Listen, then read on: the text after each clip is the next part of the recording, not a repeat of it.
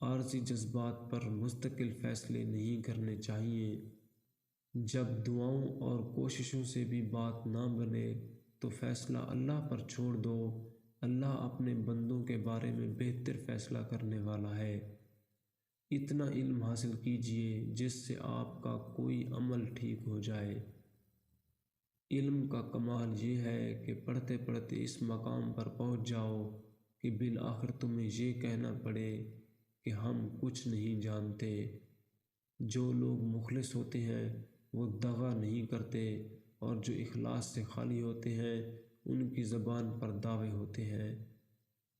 جو شخص لوگوں سے کنارہ کشی کرتا ہے تو اس سے مل، اور جو شخص لوگوں سے ملنے کا عادی ہو اس سے کنارہ کشی کر۔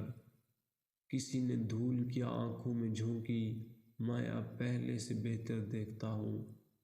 انسان بھی کیا عجیب مخلوق ہے، جیتا ایسے ہے جیسے کبھی مرے گا نہیں، اور مرتا ایسے ہے جیسے کبھی جیا ہی نہیں۔